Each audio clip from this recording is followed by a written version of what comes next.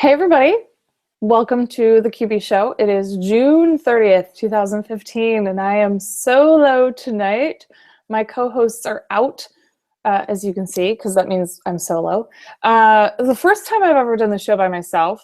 Technically not by myself. I have a guest who's going to be here with me for most of the night. Probably not going to do an hour, but I have a really great guest, and I'll have her come on in just a minute. But Woody is off tonight. It is his son's 6th birthday, so he's celebrating that, so he's not going to be here. And then Dawn is in Seattle at Shelly Robbins' thing. I'm not sure exactly what it's called. It's something boot camp. It's the accounting boot camp. I should know this, but I don't. And she's doing the big QuickBooks Desktop versus QBO showdown.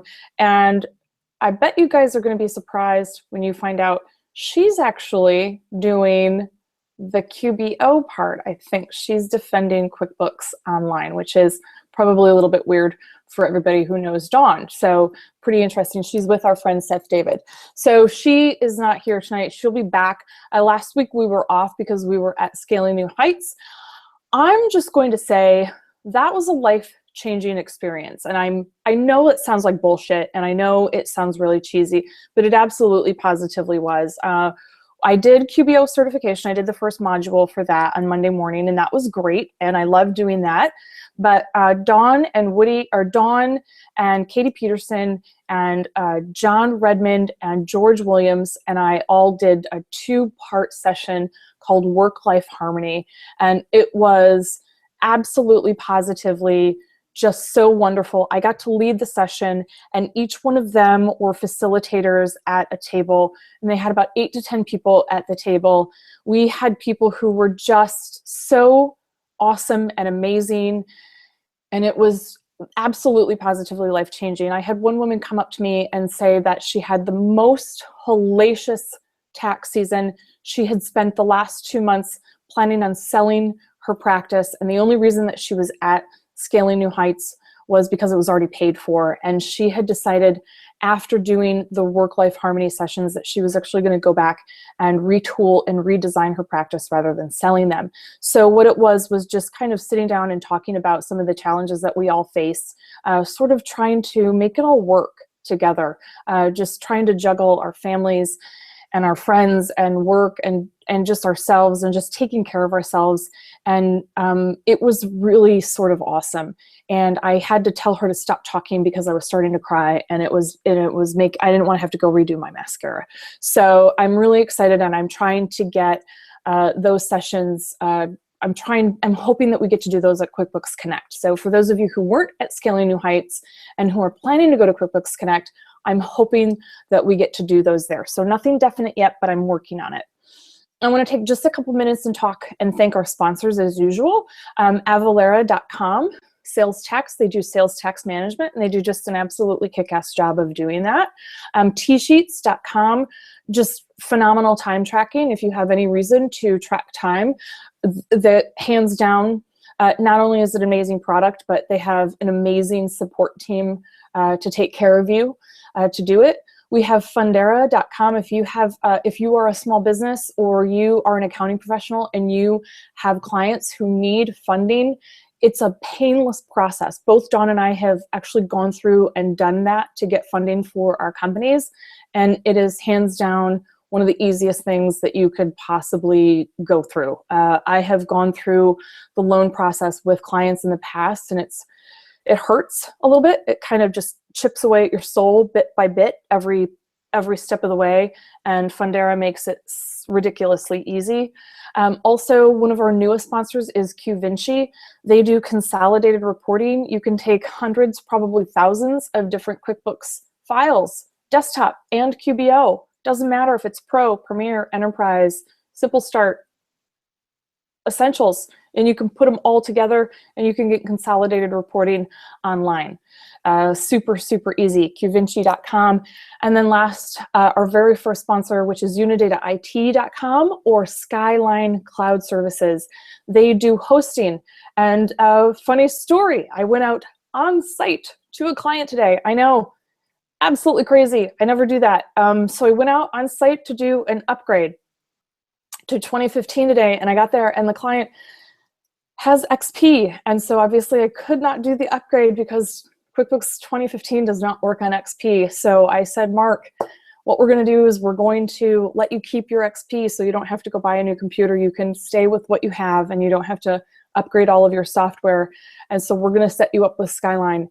And so I texted my friend Richard and I said, hey, can you give me a call? I need to set him up. And so before I walked out the door, we had an account set up within just a couple minutes. And so Skyline, love him to death. And they're going to walk my client through the setup tomorrow. So really excited. If you want to participate in the online chat, you can go to nerf.com, nerf.com/QB show live. The directions and the instructions are on the live website. If you are watching live, the instructions are there. All you have to do is log in with your Twitter handle. I think what's easiest, what's best, is if you have the Nerf on a different browser tab and then you watch live in another one. That's usually what I do. I have my Hangout in one screen, one tab, and then I have my Nerf chat in another one.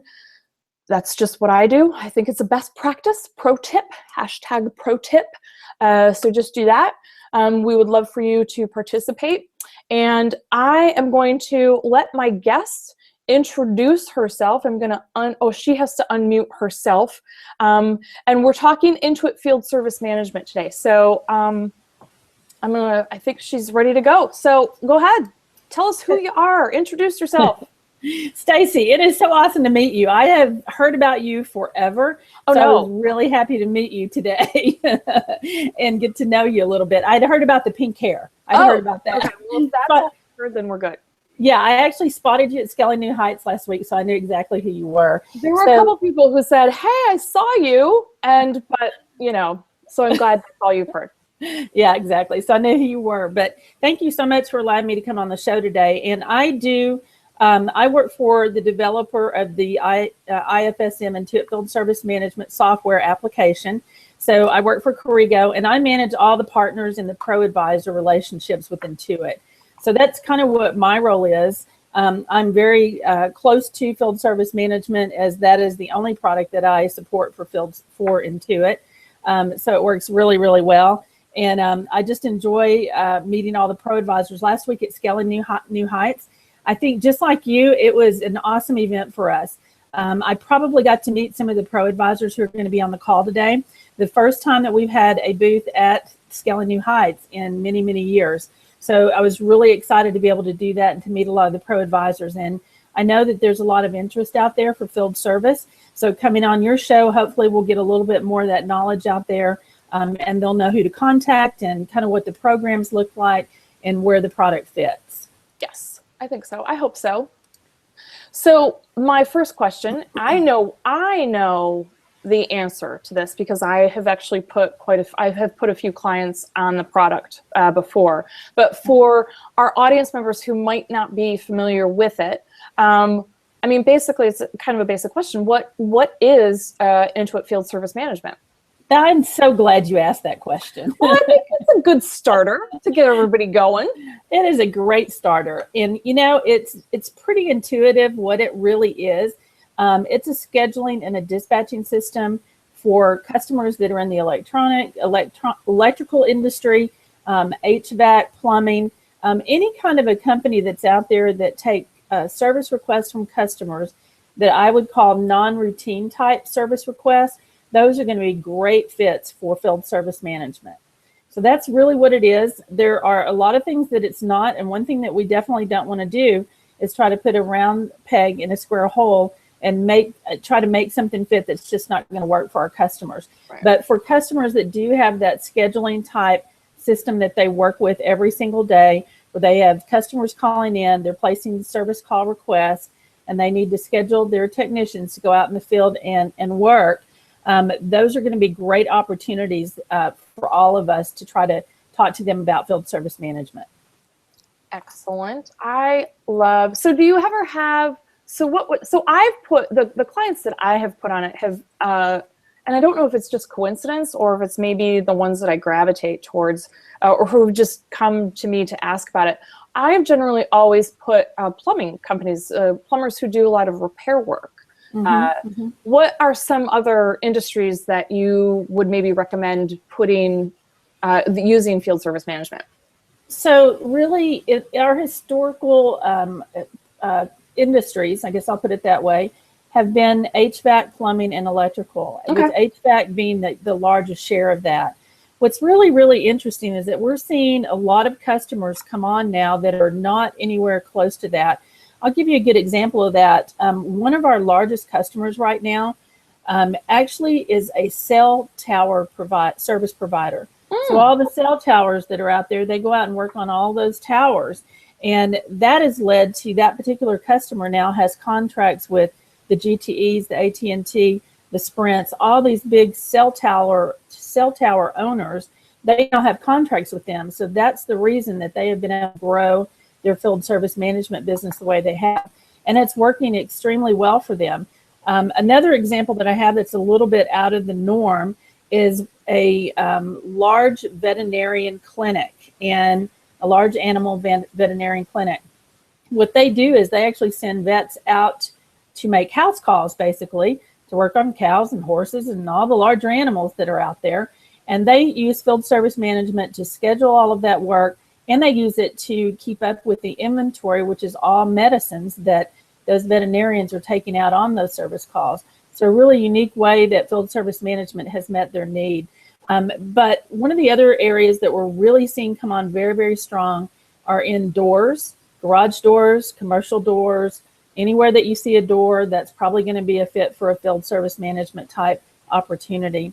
Also, what I think is really unique and kind of cool is that the other place we're seeing it come on strong is in the security area, and especially around homes, high-end homes that are installing surveillance cameras and all kinds of monitoring systems and alarms and all that kind of great stuff. We're seeing a lot of activity there as well. I would not have ever have thought about vets. That's a really good, like that. I never would have thought about that, but it's actually pretty brilliant because they can track all of that and they can track all the history, because with field service management, you can actually track all of the, basically the repairs. I mean, for a lack of better term, that you're doing kind of on the equipment, right? That's I mean, that's right. part of that's part of the product. That's part of the app. And so you go in and track all of the history that the maintenance that they're doing on the horse. Yeah. I actually think that's a really great idea. Yeah, it's kind of cool, and it's really working out well for them. They've probably been on the system now for about a year. So that's kind of interesting. That's always fun when you have unique areas that you probably think, I don't think this is going to be a fit, but then you're able to, take the system that we have and really mold it to fit that customer's requirements. So it's pretty cool stuff. I really like that's. I never even would have thought about that. So I like that. I'm filing that away for future use. When you drive by a cow farm now, pull over and ask them if they need field service management. Yeah, because the reason why I'm saying that is because I am surrounded by horse farms. By, like where I live, it's just tons and tons and tons of horse farms. So the wheels are turning. Interesting. That's very interesting. So my other question is, and I know this, is what versions of QuickBooks does it integrate? Does field service management integrate with now? So you know what? One of the biggest announcements that we've had in a very long time, we made about 6 weeks ago, and we now synchronize with QBO. So we are so excited about that. And we've been in the development process for about 8 months, trying to get there, but in the spirit of being good partners with Intuit, we knew that was going to be a significant requirement for us to be able to meet. So about 6 weeks ago, we announced that. So we now sync with QBO. Nice. But we also sync with all the other versions of QuickBooks as well. So it's interesting. That's a great question. A lot of people out in the Intuit world think that you have to be on Enterprise to run field service management, and you absolutely do not have to be on Enterprise. Any version of QuickBooks that your customer is running will work. There are some requirements about the version that they're running, 2015 and whatever, but any version of QuickBooks Desktop or QBO will absolutely synchronize with field service. So my question about the desktop is there like a certain year that you go back to?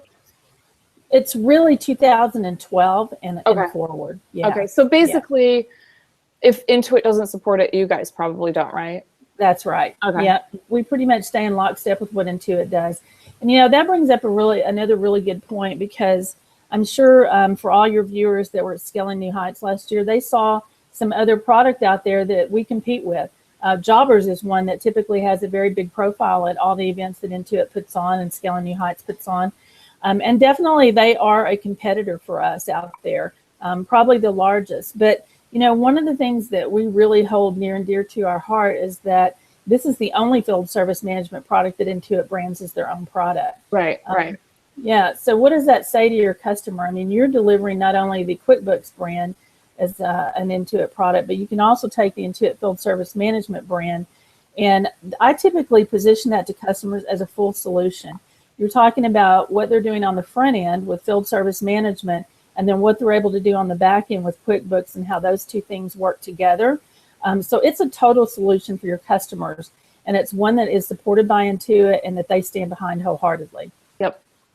I love that.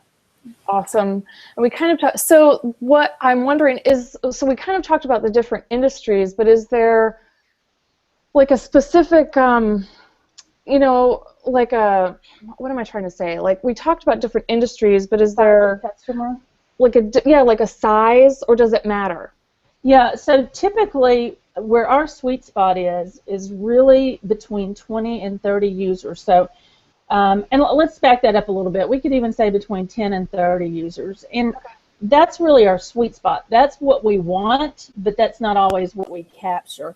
When you're down working with a customer who may have 2 or 3 trucks that are out on the road every day, those are going to be great customers for us as well. And a couple of things that we like to look at when we're working with them is, you know, what are their growth plans for the future? Are they planning to grow to 12 trucks, right, you know, over the next year, 18 months, whatever, so that we can kind of work through that with them and help them understand how they need to position themselves with field service going forward. So it's a great product anywhere from that 3 users up to 30. And as I said earlier, I don't know if I told you the number or not, the customer that we have that has cell towers is currently running 177 licenses. Oh, wow. That's how big that span can be of what does a user look like. You know, I'll give you another example where it's not such a great fit, and that's a customer who has thousands and thousands of QuickBooks accounts. Right. An example I'll give you of that is I've got a customer right now that I'm working with that has 140,000 customers. Oh. Yeah. So it's been really a challenge, because probably, between you and I, probably 50% of those accounts should be inactive. But the customer does not want to go down that path, so trying to get them their initial synchronization done is a bit of a challenge.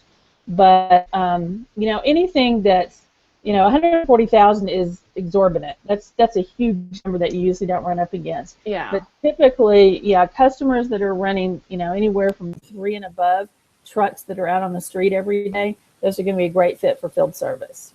Awesome. Oh, I just had a question. Wait, it will come back to me. And let me just add one more thing while you're thinking about that.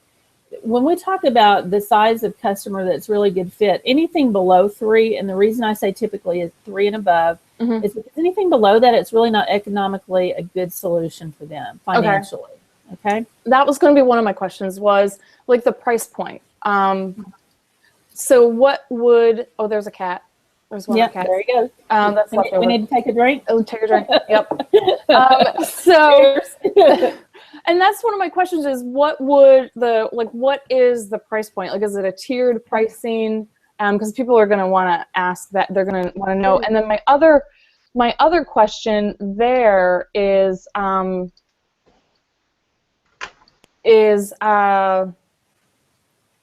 why would that not be a good fit?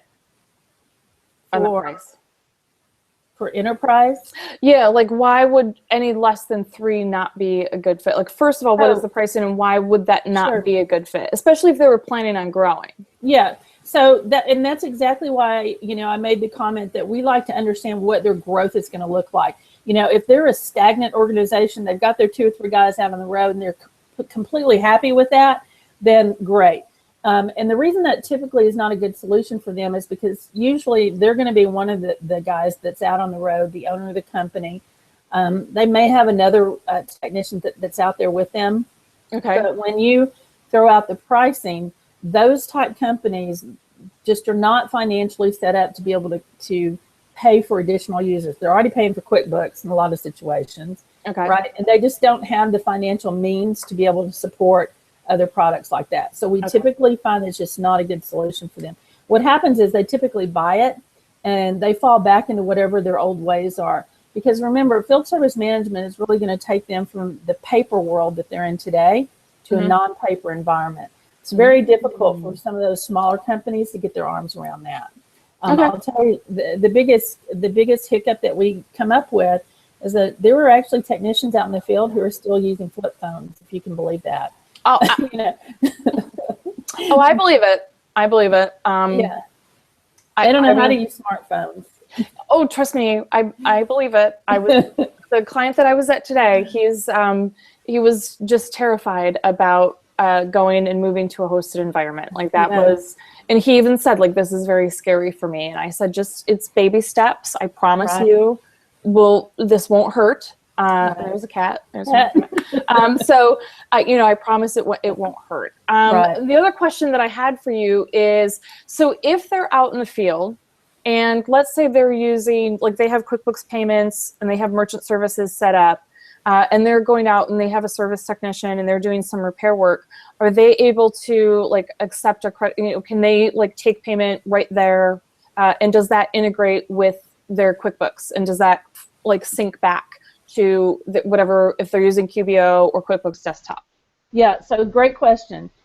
Field service management standalone does not have the capability to take a credit card other than being able to punch in the numbers, right? And nobody wants to do that because it's going to cost you more money to do that. So that being said, they have to have a merchant services account through the web store in order to be able to take credit card payments out in the field. They can take checks and cash out in the field. And then when I do my demo here in a couple of minutes, I'll show you when they do take a payment out in the field how quickly that updates on QuickBooks Online. That's one of the coolest things about it is that it simultaneously updates in QuickBooks. So you can have a technician out in the field, and they take a check for payment and they mark that invoice as paid, and 2 seconds later in QBO it's already updated. Oh, okay. So they can take the payment. So that's cool. Yeah, they can. I like and that. So the other thing, back on your question about the pricing for field service, it's really simple pricing and it's really easy to work with. There's no kind of a startup fee or anything like that. So, in a lot of these situations, they're going to ask you for $3,000 or $4,000 or $5,000 just to get a customer set up on their tool. With field service management, there's no, upfront cost like that.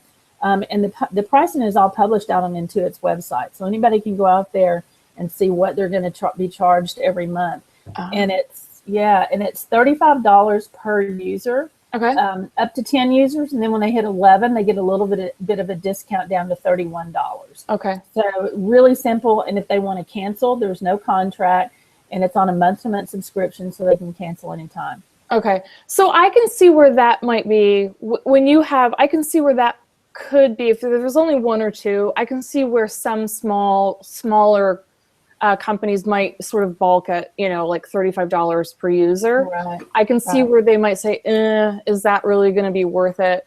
But, it is what it is. If it's worth it, they might be totally down with it. Like, oh, this is going to save me so much time. I can see some of my contractors who might only have 1 or 2 people out on the road, they might be all down for it and be like, whoa, I could do that. But I can see where it might not be the best fit.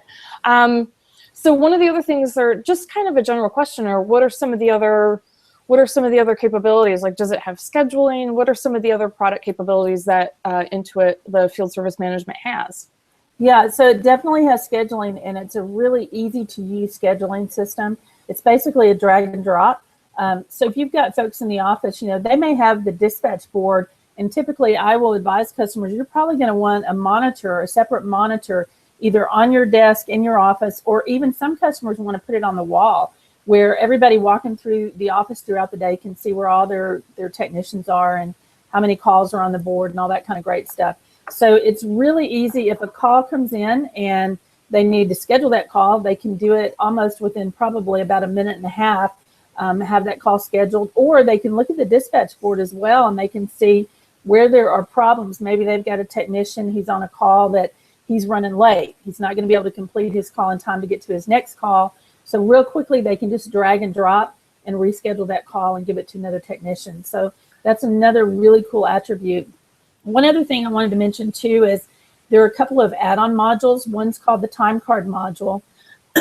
And what that does is field service management has a base element of time card keeping already built into the $35 per month subscription that you purchase. There's also a time card add-on module that will take that time out of field service management and synchronize it with QuickBooks. So if you've got a customer who's running payroll out of QuickBooks, then that's going to be a really great asset for them so that they don't have to rekey all that information. Oh. Everything that's captured for that technician out in the field will synchronize with QuickBooks and update the weekly timesheet for them. Oh, that's pretty cool. Yeah, it's pretty cool. The other add-on module that we have that's really cool is the service agreement module. And where it fits is for any kind of a customer you have. And a lot of times I use the HVAC type customer for the most part. But if you have a customer out there who they do any kind of a quarterly or every 6 months, they go out to their customer and they do preventative type service work. Maybe they go out and they check their air conditioning filter and hoses and make sure that it's cooling the way it should. Do preventative type services. There's a service agreement module that completely automates that process for customers. And that's their recurring revenue stream, right? They count on that money to come in every quarter or every month or however they have it set up. Right. All of that's automated in field service so that when it's time for the technician to go do that work, the system will automatically generate a work order and it will automatically throw it onto the dispatch board. And there's an area where you can go in and look and you can see a list of all those service preventative maintenance calls that you need to make. So it's real easy then to get those scheduled, and you can kind of work, they can kind of use their technicians to fill in maybe, dead time or whatever and send them out on these calls to do preventative maintenance. But that whole process, most customers, if you ask them, how do you track that information today? How do you track those contracts and know when it's time for you to go do the work? They're going to tell you they have an Excel spreadsheet, or better yet, one I talked to the other day, they use an Access database to track it. Oh, I didn't even know that was still out there. I was just going to say, I used to love Access. Like, I was a master at creating Access databases. I haven't done that in probably, at least 15 years. Long time. Yeah, I'm sure. Oh, yeah. Cute. Look at that. That's pretty cool. That's pretty cool. Yeah. That's awesome. So, do you want to go ahead and do a demo? Sure. Yeah. Yeah. Okay. So I'm going to mute myself. I'm going to go ahead and mute myself while you do that so that I don't, if I click on my keyboard or something, the camera doesn't go to me. So I'm going to mute myself. Okay. All righty. So what I'm going to do is I'm going to jump over real quick and I'm going to actually pull up what the field service management homepage looks like and what the dispatch board looks like. And we'll create a work order and then we'll see how that syncs with QBO. Okay. All righty. So I'm going to jump over here. So this is actually what the homepage for field service management looks like. Right now, we're looking at the pending work orders that we have open out there today. So this is just a list of all the work orders that are. I can't see. I can't see the screen. Can't see me? Yep, you got to do the screen share, the little green button. Oh, okay. Sorry. That's okay.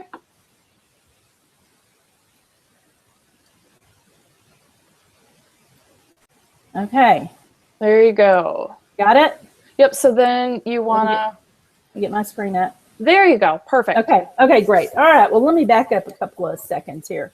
So we are actually looking at the homepage for field service management right now. Anybody that's working in the office, and we consider those to typically be dispatchers or admin type folks that are working in their customer's office, this is where they're going to log in every day.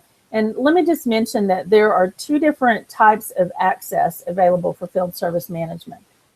My screen keeps jumping here.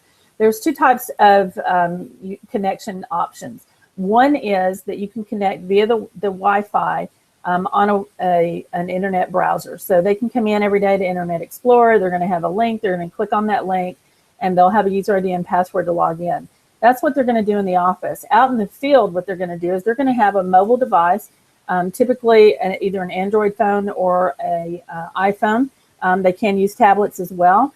And they're going to download an app onto their phone. And that app is going to be just like, if you go out to the App Store for Apple and you download Facebook, it's the same type application. So they're going to download that app onto their phone, and those technicians out in the field then are going to log in through their app on the phone every day, and they will have their own user ID and password. Hence, every technician that's out in the field that's going to need that access is going to need a license to be able to log into field service management, as well as back in the office, your dispatcher who is also logging in is going to need to have a user ID and password. Sometimes we also see managers within companies that want their own user ID and password. So just kind of something to get you thinking about how many people within an organization are really going to need a user ID and password. If they're in QuickBooks and their accounting group, they're probably not going to need a user ID and password for field service management. So kind of get that in perspective about who needs what there. But we're looking at the home page here. Again, right now, the view that we're looking at is the pending view. We're looking at all the work orders out there that are pending. Up across the top up here, you've got kind of all the different tabs of information that are available within field service management. So remember this, if a customer is already running QuickBooks today and they already have a customer file that's set up in QuickBooks, what's going to happen is you're going to synchronize that information with field service management when they get ready to launch the program. All their information that's currently in QuickBooks is then going to synchronize, and it will be available to them in field service management. So that's why every day when the people in the office come in, they're going to log into field service, not into QuickBooks, but into field service, and that's where they're going to work throughout the day. All the customers are going to be available to them. All the invoices are going to be available to them that they have created in field service. There are also reports that are out there. This is really cool stuff for managers or owners of companies who don't really have a clue what's going on in their business today. There are tons of reports out there, and I'm just going to click on this link and open it up for you. There are tons of reports that come with the base module of field service that have already been created for them. So they don't have to go out there and start from scratch and try to figure out what the data is that they want to look at. All the information is there for them. However, if there is not a report here that they want to look at, they do have the capability of creating a new report. You can see that here. There are a lot of different reports that they can run. They can run reports based on their customers, based on invoices, even based on their people. And owners of companies love to hear about this because the people reports are going to tell them how productive are your technicians when they're out in the field. What are they really selling when they're out in the field? So it's going to give them a good idea of what they're doing out in the field, and they'll be able to look at those reports. There are also some management reports and some dashboard reports as well. There's also a people tab here. This is where all of the folks who are technicians and dispatchers will be listed in the system. Everyone who uses a license will be listed here in the system. There's a profile that's available so the companies can kind of keep up with these guys and see what's going on from a day-to-day standpoint. They're going to be able to see, okay, this is Mr. Tommy Tech. He's the technician who we're looking at right now. You can see what his work schedule for today is. You can look at his time card for the week. Down below that, you can see any of his recent work orders, whether they're completed or whether they are currently in process. Down below, you can see a little bit about his profile. Up here to the right, you've got a map so you can see where he is. Field service management does include a GPS capability. Now, when I say it's GPS, the first question that comes up with customers is that going to tell me where my truck is? And the answer to that is no, but it is going to tell you where that technician is anytime that he has his phone logged in. So what I always say is if your technician's going to McDonald's and he's spending 2 hours there, you're going to be able to tell that. And there are a couple of different versions of GPS. One will track every movement that he makes. It updates every 5 minutes where he is throughout the day. The other is called a more passive view for field service. What that does is it updates anytime that technician is logged into his device and he makes some sort of an entry. For example, if he accepts a work order, wherever he is when he accepts that work order, that's going to be time-stamped in the GPS. Most people like the breadcrumb trail so that they know everywhere that that technician goes throughout the day. Down below, you see alerts. Technicians receive an alert whenever a work order is assigned to them. So they have a couple of options. They can either get an email, which that's usually not the preferred method, or on their iPhone or Android phone, they can get a text message that just pops up and says, hey, you've got a new work order that you need to go in and take a look at. So a simple way to get that information over to them. There is a way to create service teams in field service management. Typically, that's for companies who have larger units of technicians out in the field. So if you have a 30 or 40 technicians out in the field, you're probably going to want to split them up in teams, make it a little bit more user-friendly when you're looking at the dispatch board and trying to schedule those guys. Down below, you can see the skills. So if you've got technicians out there who need particular skill levels to be annotated and you want to be able to tap into a journeyman electrician, then you'll have that capability of being able to do that. So go back up. There's the time card view. We talked a little bit earlier about there is a time card element built into field service. So everything that that technician does throughout the day is going to be captured in field service. And they also have the capability on their mobile device if they need to add time that was not necessarily spent on a service call or was not billable hours. They can also go in and log into the system and add those hours. And again, this will update into QuickBooks to the weekly timesheet if your customers have the time card add-on module. And really the only need for that is if they're running payroll out of QuickBooks. Nice. There's a settings tab here that we're not going to spend a lot of time on, but this is really where you guys, pro advisors, resellers, when you're selling this product and you're trying to get your customer ready to launch field service within their organization, you're going to spend a lot of time here. This is kind of where you configure it to be a little bit more user-friendly for them. I'll give you an example of that. Sometimes companies get really hung up on the verbiage that they use. Maybe instead of saying sites, they say jobs. So there's a capability in here for you to be able to switch what the default field service management verbiage is to maybe a little bit something that's a little bit more known within their organization. So you can make some changes like that. It's the capability to actually rewrite code is not here. That's not what settings is all about, but it is really defining that company and how they're going to work with field service management. A couple of other things I want to point out, and this typically comes up, how the heck do we run a QBO synchronization? How does that get done? Does it just happen by magic? And the answer is no, it doesn't happen by magic, but it's pretty simple. It's really pretty simple. When your customers are going to sync, you're going to want to set them up to be able to sync. So you're going to have to come in here, and I'll show you just how simple this is. You're going to go to the company tab, and you're going to see another tab down here that says integration. So we'll click on integration. That's going to bring up another screen here, and you should see QuickBooks Integration up here at the top. And then down below where this brown box is, you're going to see integrate with QuickBooks Online.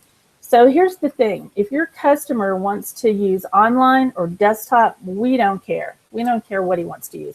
But you do have to set up the synchronization tool for either or. So if right now I'm set up to run an online synchronization, if you needed to change that to desktop, you would just click on the edit button. It's going to open up a drop-down arrow button, and you're going to get the option for desktop or online.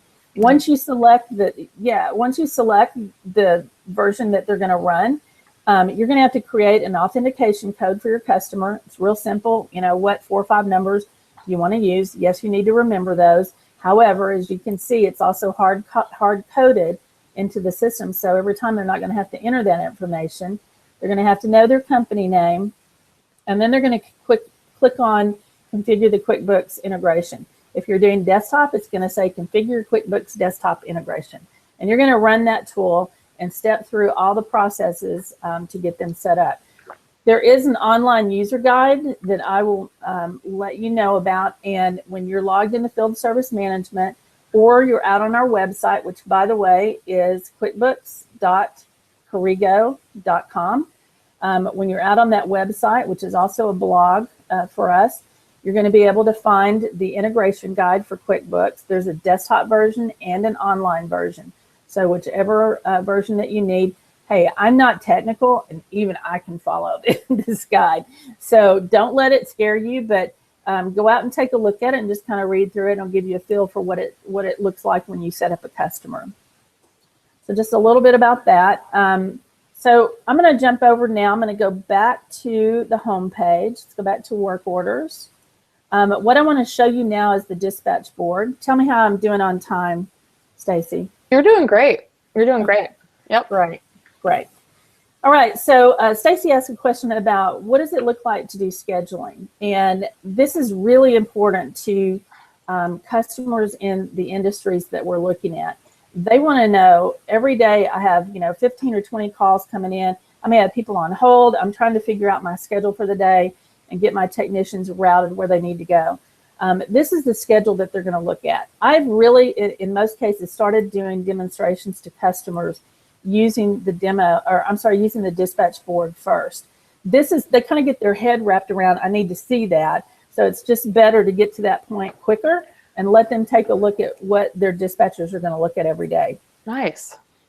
So what we're looking at right now is that dispatch board. You can see over here to the left, we've got all our technicians listed here, and you can see the calls that we have scheduled. So we've still got a couple of work orders that are scheduled this afternoon. And you can see they're color coded, and you can see the color codes up here on the top of the screen. We know that we've got 4 calls that are currently scheduled on the board. We can see we've got 1 green, 0 blue, 1 gray. What does all that mean? So if a dispatcher looks at this board and she sees green, what she knows is, you know what, everything is cool with that opportunity. The technician's there, he's working on it, we're good. Everything's going as planned. If he sees blue, that means that the technician is either on his way or he is about to start work. So again, green and blue is great. We know that things are moving along the way that we need them to complete the call. If you see something in gray, like we see down here on the bottom, that means that service call has been completed. And you can see if I just move my mouse button over and hover over that call, it's going to have a little pop-up menu that's going to give me a little bit of information about that, but it's definitely going to tell me up here that the status has been completed. If you see a yellow button here, which is what we have here, and I'll just put my mouse button over that, see if we can get it to work. Sometimes it works, sometimes it doesn't. But yellow is always going to mean that we're waiting on the technician to pick up that service call. Until he picks it up, we really don't know that a technician is going to take the call and arrive on time. So we need to watch what's in yellow on the board. Anything that's on red, like this call that we have here, that's going to indicate that there's some sort of problem with the call. The technician has the ability to flag the calls. Maybe he's waiting on inventory. Maybe he's waiting on the customer to approve the pricing. Something's going on with it that has slowed down the progression of that call. So he is making the people back in the office aware of that. If he had a call that was immediately scheduled after this, he might not be able to make that call, and they might need to go in and reschedule. So let's take a look. We've got this call down here in yellow, and this guy has not picked up the call yet. You can drag and drop that and reschedule it to another technician just that easily. Once that's done, and if you saw me drag and drop that, hopefully you did. Once that's done, I just reassigned that from the previous technician to Tommy Tech. Tommy Tech immediately gets an alert telling him that he's got a service call that he needs to pick up. Yeah, really sweet. People love this. Now, I want to go back to, we talked about Teams a few minutes ago. Mm-hmm. As you can see, there's limited space here. You're on probably a desktop at best. And you're looking at this screen. If you've got 20 technicians out there and you've got 40 service calls going on, that's going to be a big jumbled mess. It's going to be really difficult to look at it. So what you want to do is you want to kind of split those people into teams. You may have a Walmart team. Maybe they service all the Walmarts in the area. Or you may have a team that services one specific geography within the city, or maybe they cross state lines. You may want to have one team for Texas and one for Arkansas. So you can split those up in teams, so it makes it a lot more user-friendly and easier to look at here. There's another view I'm going to click on. It's called the list view. It's basically the same information that we just looked at. It's just in a little bit different format. You've got all your icons over here, and again, you can see below what all those icons are for. And the one thing that I do want to point out to you, we talked about the add-on service agreement module, preventative maintenance. So this is where you would go. Remember, I said that those work orders will automatically generate at the beginning of the month when it's time to go out and take those calls. To see those calls, they would go to this screen on the dispatch board. And again, it's the list screen. And under the view tab here, we're going to click the drop down arrow button.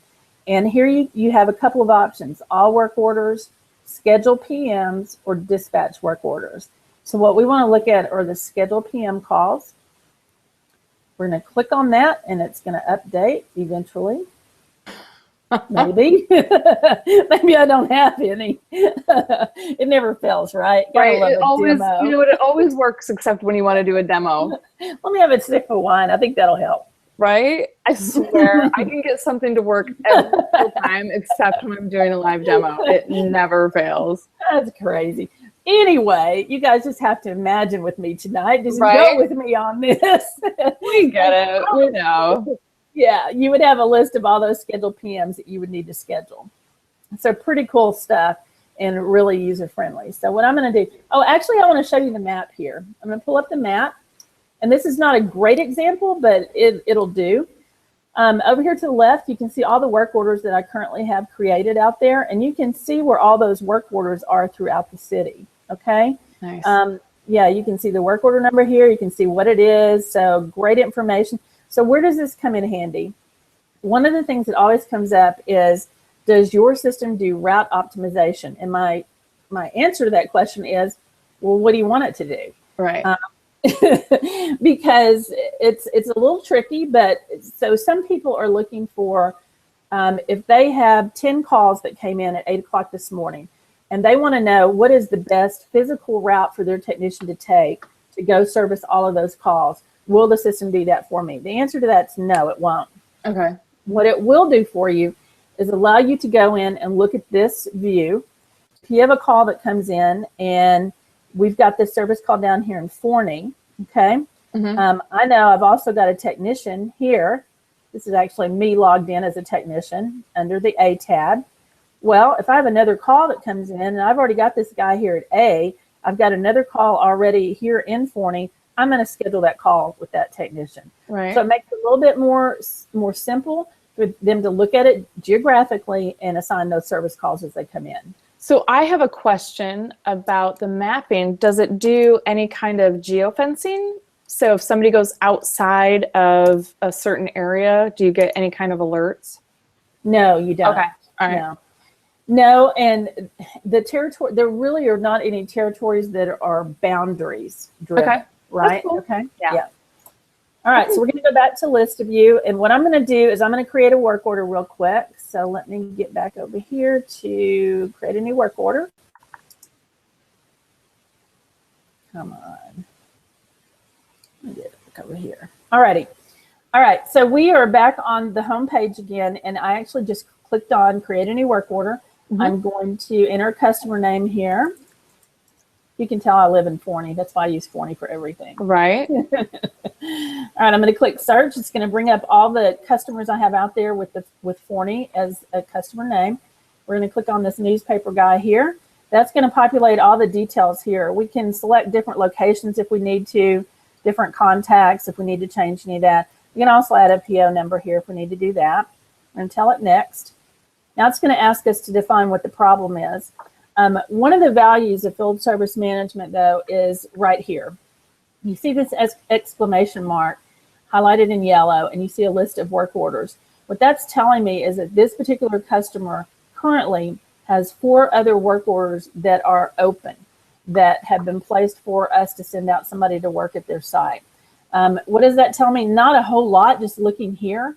But if I scroll all the way down to the bottom of the page, it's going to give me all the work order history for this particular customer.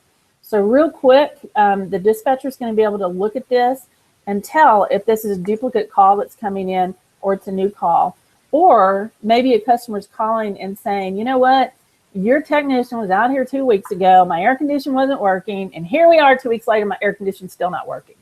So, you know, it's hot right now. People are not happy when their air doesn't work. Right. But they're going to be able to see right here if they were out there 2 weeks ago and what was done. From here, they can get the work order number. They can also drill down and see exactly what was done on that service call. So all that customer history is right here. Oh, and by the way, the technicians, when he is out at the location and he's on his mobile device, he will also be able to see this. That's so pretty cool. High value. Yeah, customers love that. Yeah. We're going to scroll back up and we're just going to go ahead and complete a work order here. I'm going to select just a regular work order. I'm going to say this is a common problem. And by the way, the problems and the service categories are all defined as part of a setup when the customer is getting ready to go live. So this will be configured for their company, whether they're HVAC, plumbing, whatever. Right. We're going to select change a filter here. I'm just going to say in here, I'm going to tell them it's a 4-inch filter that they. And I'll tell it next.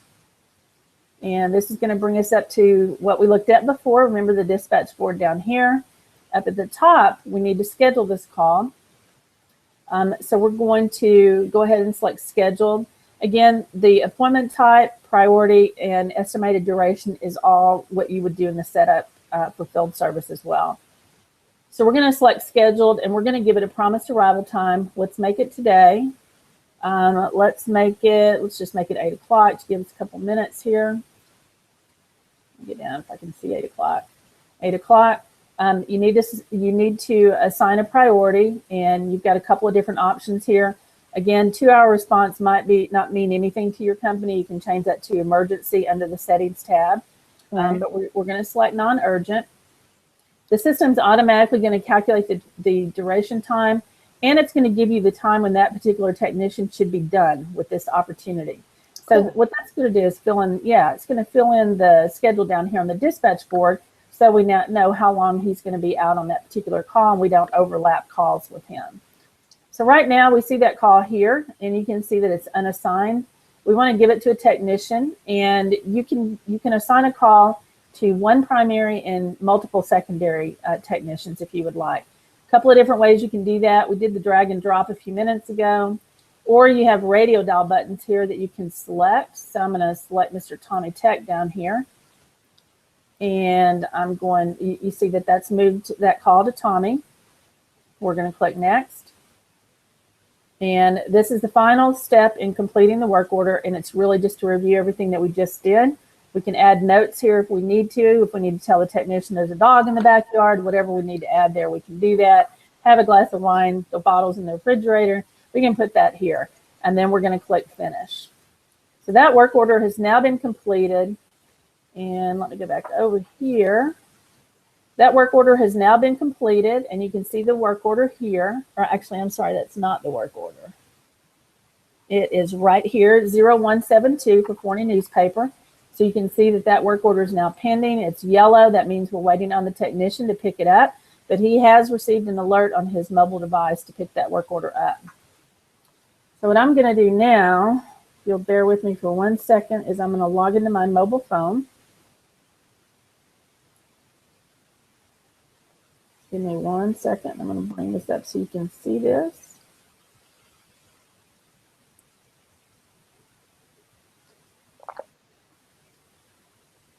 Alrighty, so you guys should actually now be seeing what looks like my mobile phone. Love it.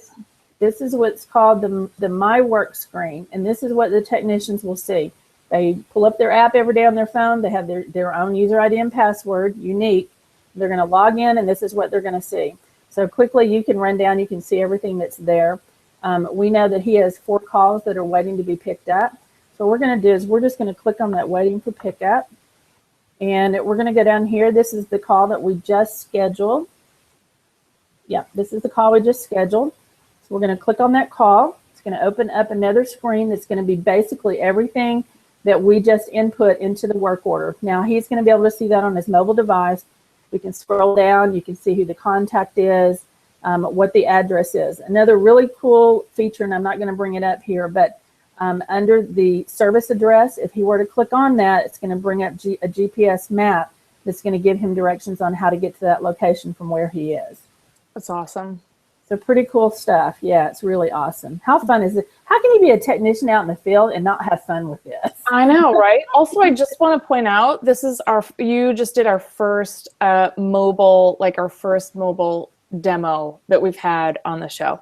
Awesome. You know, I've been working on this for a while, and because there's so many tools out there to do this with, but none of them are good. Now I'm going to knock on wood because this one's really good.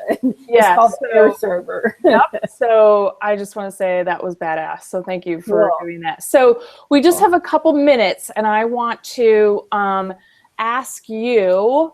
I just have a couple questions that I want to ask because I know you have some super cool stuff going on right now for ProAdvisor. So I put something up on our website, a little blog post earlier today, because you and I had kind of had a little chit chat earlier about you guys have a little bonus, little incentive program going on, a little thing going on because we have resellers. Like there's Intuit resellers. I happen to be an Intuit reseller, and I'm also a ProAdvisor.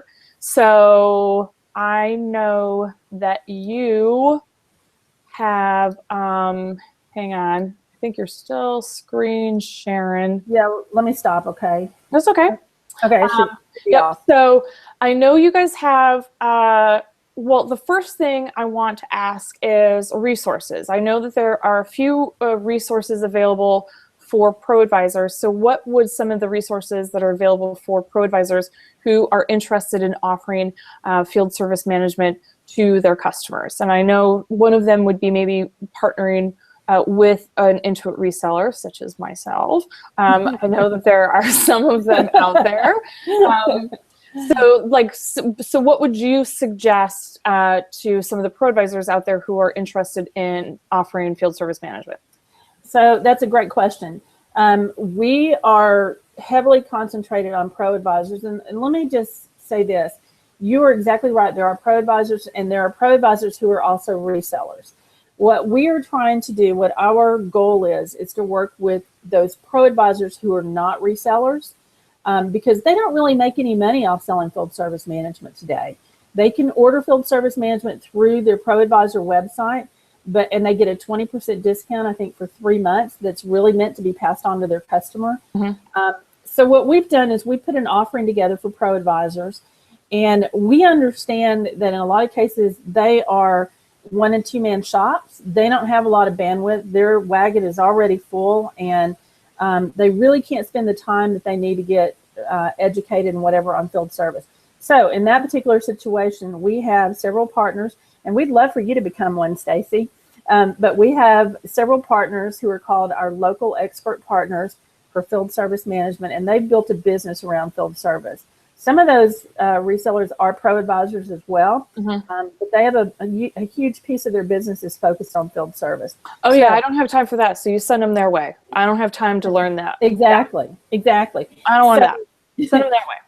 So what we're offering those ProAdvisors is for you to bring opportunities forward, referrals, let's just call them referrals, mm-hmm. Bring those forward, and you can bring them to me, whatever.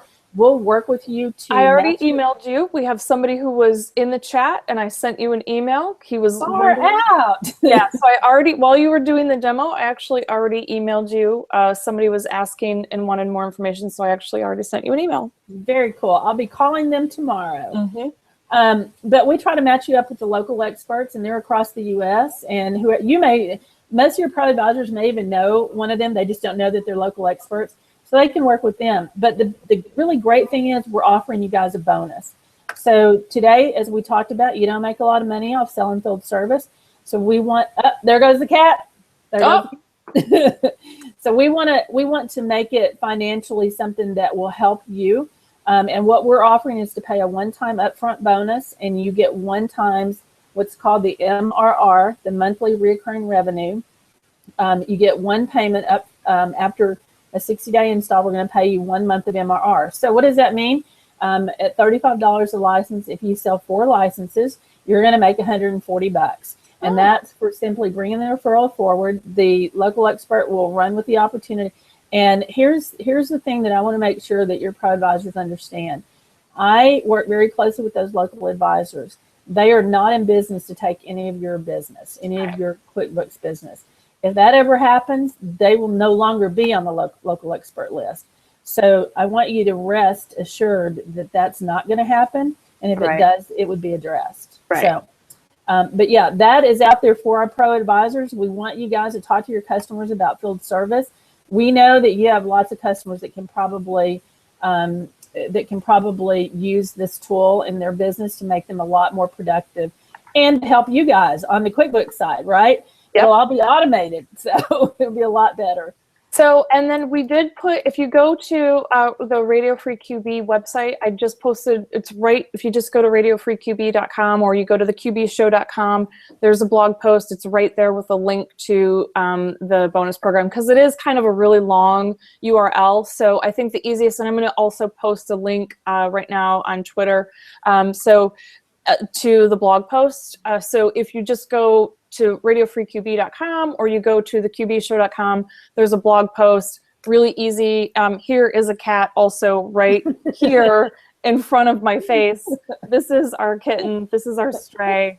We also call her Shannon's cat because my partner Shannon found her. So whenever she's doing something she's not supposed to do, my husband and I are always like, what's Shannon's cat doing? So she's our problem child. So you can go to the qbshow.com. We're on the homepage right now. Our latest blog post is a link to that bonus program. So make sure you guys check that out. It's a really great program, and I know that you guys we've been trying to get you guys on forever, and I'm really glad. That was an amazing demo, and I just want to thank you for coming on and taking the time. We really appreciate it. Thank you so much for your time today, Stacey. I really do appreciate it. And I love getting to know all the pro advisors. So give me a call, even if you just want to know more. Oh, you know what? Why don't you give out your email before you go? Oh, okay, sure. It's Cheryl, CHERYL M at Corrigo, CORRIGO.com. And can I get my phone number real quick? Sure. 214-906-8350. And I'm available to help with demos. So don't shy away from opportunity. Call me. Awesome. Thank you. And I want to just spend just a couple minutes. I want to thank all of our sponsors. I want to thank Avalara.com. We want to thank tsheets.com as well. Time tracking. Avalara does sales tax. Fundera. If you need any loans, easy peasy. It won't kill your soul to go through that loan process and help your clients. And also they do rev sharing. So if you're a pro advisor or accounting professional, you can get a 1% or you can give it back to your client and look like a big hero. Skyline Cloud Services, they do QuickBooks hosting, pretty much any kind of hosting that you need. And then QVinci, they do consolidated reporting and they do an amazeballs job. So next week, we have a really cool guest. So we're going to be really ramping up our guests. We have been quite slacking in our guests, and so we're really changing that up. And so next week, our very good friend Laura Redmond is going to be coming on, and she's going to be talking about her product, which is Arrow Workflow, which is basically a workflow management program that she developed. So come on our show next week, July 7th, 2015. Cheryl, thank you again, Intuit Field Service Management. And I want to thank everybody. Have a great night, and we'll see you in July next week. Peace out. Thank you. Bye-bye. Bye, everybody. Kitty. Kitty. Hi, kitty, kitty.